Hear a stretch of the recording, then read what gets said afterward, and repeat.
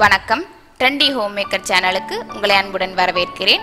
இன்னைக்கு நம்ம பார்க்க போறது ஒரு ஸ்வீட் ரெசிபி ரவா லட்டு. இந்த ரவா லட்டை நான் ரெண்டு விதமா பண்ணி காட்ட போறேன். ஒன்று பால் விட்டு பிடிக்கிறது, இன்னொன்று நெய் விட்டு பிடிக்கிறது. இந்த ரெண்டு வகையும் எப்படி பண்ணலான்னு நம்ம இப்ப பார்க்கலாம்.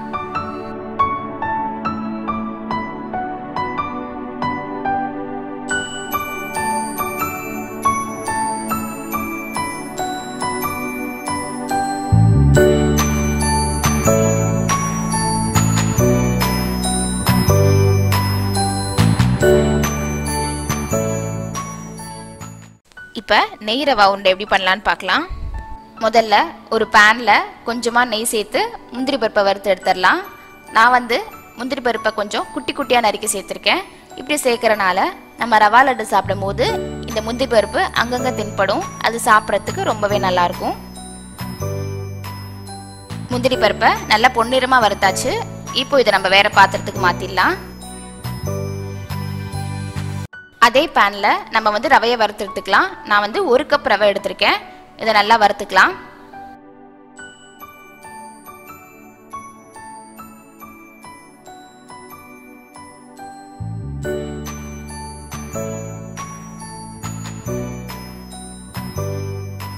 இந்த மாதிரி நல்லா வெள்ளையா வறுத்து எடுத்துக்கோங்க. இப்போ இதை நம்ம வேற பவுலுக்கு மாத்திடலாம். இதே பவுல்ல இருந்துச்சுன்னா சூட்டுக்கு கலர் மாறிடும். கொஞ்ச நேரம் இந்த ரவை ஆறட்டும். அதுக்குள்ள நம்ம சர்க்கரையை அரைச்சு எடுத்துக்கலாம். நம்ம 1 கப் ரவை எடுத்தோம். அதுக்கு 1 கப் சர்க்கரையை மிக்சியில போட்டு நல்லா அரைச்சு எடுத்துக்கலாம். இந்த மாதிரி மாவு பதத்துல அரைச்சு எடுத்துக்கோங்க. வறுத்த ரவையை மிக்சர் ஜார்ல போட்டு அரைச்சு எடுத்துக்கலாம். ரவையை நல்லா மாவு பதத்துல அரைச்சு எடுத்தாச்சு. இப்போ இதை அரைச்ச சர்க்கரையோட சேர்த்து நல்லா கலந்துடலாம். இது கூட வறுத்த முந்திரி பருப்பு, 1/4 டீஸ்பூன் ஏலக்காய் தூளை சேர்த்துடலாம்.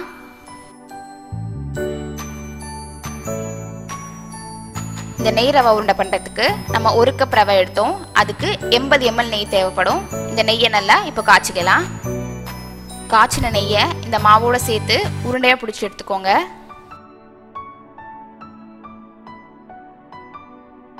நெய் நல்லா சூடாக இருக்கணும். நீங்கள் நெய்யை சேர்க்கும் போது எல்லா மாவோட சேர்த்து கலந்துடாதீங்க. அப்படி கலந்துட்டிங்கன்னா ஆறி போயிடும், பிடிக்க வராது. அதனால் மாவை கொஞ்சம் ஓரமாக ஒதுக்கிட்டு அதில் கொஞ்சம் கொஞ்சமாக நெய் சேர்த்து உருண்டையாக பிடிச்சி எடுத்துக்கோங்க.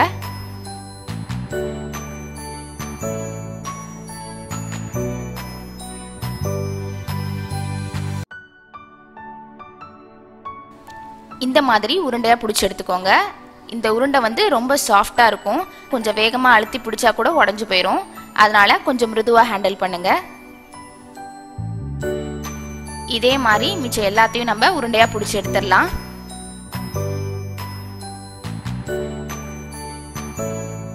அடுத்து பால் ரவா உருண்டை எப்படி பண்ணலான்னு நம்ம இப்போ பார்க்கலாம். இந்த ரவா உருண்டைக்கும் நம்ம 1 கப் ரவையை நல்லா வெள்ளையாக வறுத்து எடுத்துக்கலாம்.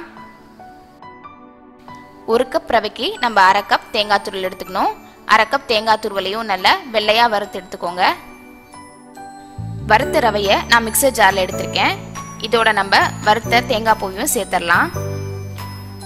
நான் 1 கப் ரவைக்கு 3/4 கப் சர்க்கரை எடுத்திருக்கேன்.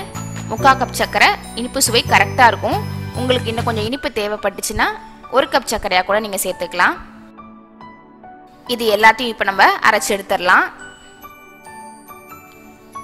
இந்த மாதிரி நரன்னு அரைச்சு எடுத்துக்கோங்க. ரொம்ப நைஸா அரைச்சிடாதீங்க. இப்போ இதை நம்ம பவுல்ல சேர்த்துடலாம். 1/4 டீஸ்பூன் ஏலக்காய் தூள் சேர்த்து நல்லா கலந்துக்கோங்க. இந்த ரவா உருண்டை பண்றதுக்கு நம்ம 1 கப் ரவை எடுத்துருக்கோம். இதுக்கு 100 ml பால் தேவைப்படும். இந்த பாலை நல்லா காய்ச்சிக்கோங்க.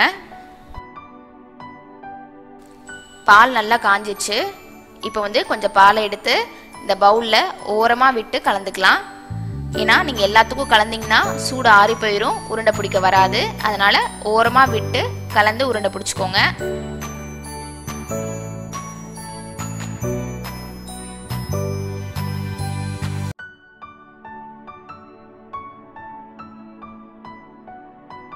இதே மாதிரி நல்லா உருண்டையா உருட்டி எடுத்துக்கோங்க. இதுல நான் ஒரு வறுத்த முந்திரி பருப்பை வைக்கிறேன். இப்படி வைக்கிறதுனால பார்க்கறதுக்கும் நல்லா இருக்கும், சாப்பிட்றதுக்கும் நல்லா இருக்கும். இதே மாதிரி மற்ற எல்லா உருண்டையும் நம்ம உருட்டி எடுத்துக்கலாம். பால் ரவா உருண்டை தயாராயிடுச்சு. குறைவான நேரத்தில் குறைவான பொருட்கள் வச்சு ஈஸியாக ரொம்பவே சுவையான 2 வகை ரவா லட்டை நம்ம தயார் பண்ணியாச்சு. இந்த 2 விதமான ரவா லட்டையும் கண்டிப்பாக நீங்கள் உங்கள் வீட்டில் செஞ்சு பாருங்கள். இந்த வீடியோ உங்களுக்கு பிடிச்சிருந்தா லைக் பண்ணுங்கள், ஷேர் பண்ணுங்கள், மறக்காம ட்ரெண்டி ஹோம் மேக்கர் சேனலை சப்ஸ்கிரைப் பண்ணுங்கள். நன்றி.